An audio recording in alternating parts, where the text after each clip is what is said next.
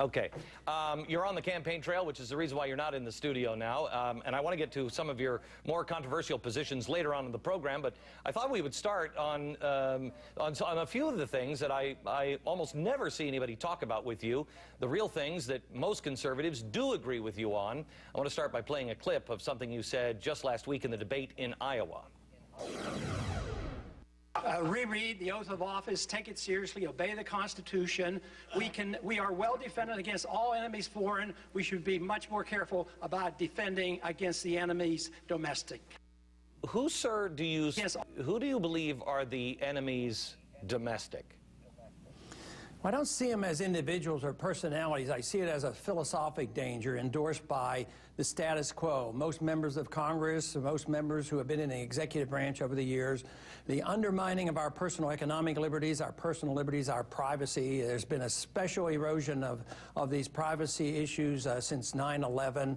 So it is something that's been ingrained in our system. You know, economic liberty is very, very important, but that's been undermined, you know, for 70 or 80 years, especially since the Depression. So I see them in philosophic terms rather than in personality terms. Let me go to the UN. You say the UN shouldn't even exist.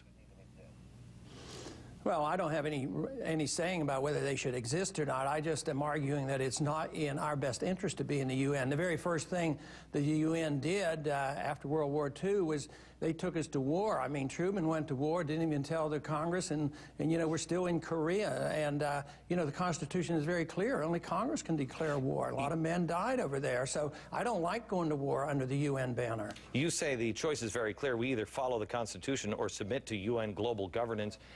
I happen to agree with you, sir. I mean, I see the Lost Treaty. I see the issue of global warming as nothing but trying to entangle us and the rest of the world into one world government. Would you agree or disagree with that? No, I agree with it. I think our trade agreements do the same thing. You know, whether it's the WTO or you know, the World Bank or the IMF or NAFTA or CAFTA, these are taking away our sovereignty.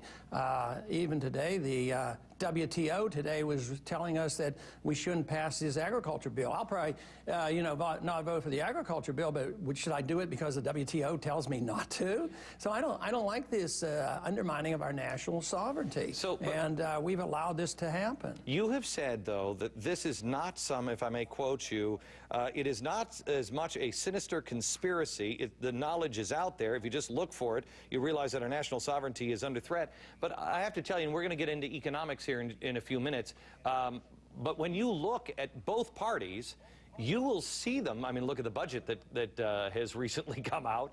You'll see that they are almost intentionally sabotaging us every step of the way. How else could you explain some of the things that are going on at the border, with the Lost Treaty, with our budget, our monetary policies? I mean, how do you say it's not a sinister conspiracy? Yeah, I guess it might be semantics that we're dealing with, but I see it's a conspiracy in the sense that some people believe in globalism, some people believe in the North American Union. I don't. It used to be more secretive. You know, the New World Order was talked about 30 or 40 years ago, and nobody would say it out and open. Now they talk about the New World Order, so it's not as secretive and it's not as conspiratorial as it was 50 or 60 years ago. People believe in internationalism, and I think they're very sincere. They just think the world would be better off if we had one world government.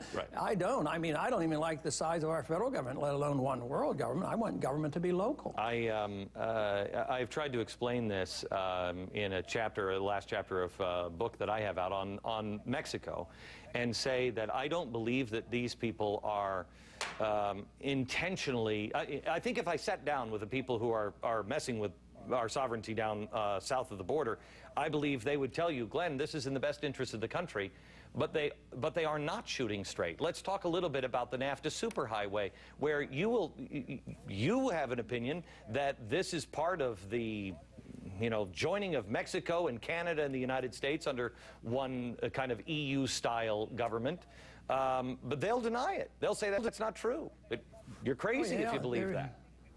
I saw a major editorial today against me for being concerned that there could be a North American Union in our future. I don't think it's next month or next year, but you know, they probably talked 50 years about the European Union, And I think that plans are definitely there. I think that's why they're very weak on border protection and very weak on the immigration issue, because the leadership of both Republicans and Democrats aren't that concerned about borders. They're more interested in the North American Union. Well, you say you don't think that that would happen, yet I find that hard to believe if you're sincere on this belief. If you've done your homework, you know that the ambassador to the UN from Mexico says it has to happen before our Social Security and baby boomers start to retire. Well, that's just a few years away.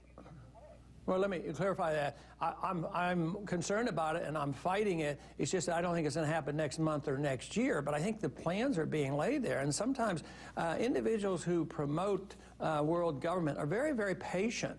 And our side is very easy to forget or let our guard down. And what I'm trying to do is alert the American people that they ought to be alarmed about what's happening, and hopefully we can stop it. I think we've made progress there. So quite a few states have, written some resolutions in objection. Texas has done this, and it's not like we've thought this up. If everybody in Texas legislature can vote and say, let's put a moratorium on these plans for a superhighway coming through, there must be something to it. But the American people, and you must know this because you are probably the lightning rod for the most disenfranchised in America. You are probably the one who, I know, I have to tell you, I listen to your radio commercials, and I hear your radio commercials, and I'm like, yeah, that's how I feel. I have voted for Ronald Reagan. I have been a Republican, but I've never registered as a Republican, but generally speaking. But I think most Americans now say neither side. They're both selling us out. How do you propose to stop this? And what advice do you give to the American people when they say, wait a minute, nobody in Washington is listening to me? If I elected you, how are you going to stop this? Well, one person can't do it. But the fact that our movement is so big, much bigger than I ever dreamed, that, the way they raise funds and the way they join us, and we get 25,000 new supporters in one single day there. So there is a great deal of discontent in the country.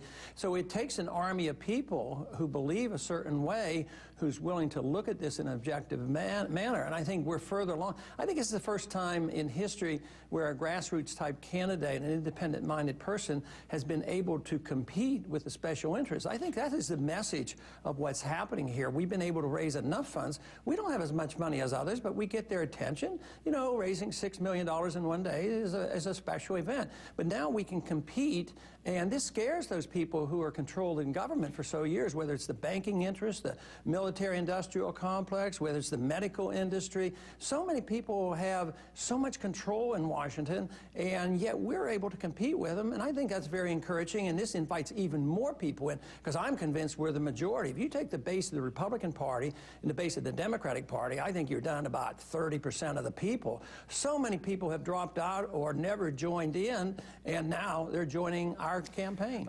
Ramos and Campion, the border guards, if you were president of the United States, what would you do? I'm for pardoning them, especially now after, they've served 1 year and they tacked on this 10 years of mandatory sentencing, which I disagree with. And matter of fact, I've joined Bill Delahunt to recommend that as a sense of Congress resolution. So I think they should be pardoned. I've only got 30 seconds. Johnny Sutton, do you believe Johnny Sutton? Something doesn't smell right there to me. Would you investigate what was going on with this administration and Johnny Sutton and everything in between? Can I confess that you'll have to tell me a little bit more? I hate to have to confess I don't know. Okay, no, that's all right. He's the prosecutor in the case, and it seems pretty nefarious. Oh yes. Okay. And that is part of my reason for wanting the pardon, because I think there were a lot of questions raised on how that case was carried out. So yes, I agree with that. We'll be back in just a second. I want to talk to Ron Paul and get his thoughts on the real reason he says our economy is in so much trouble. Next.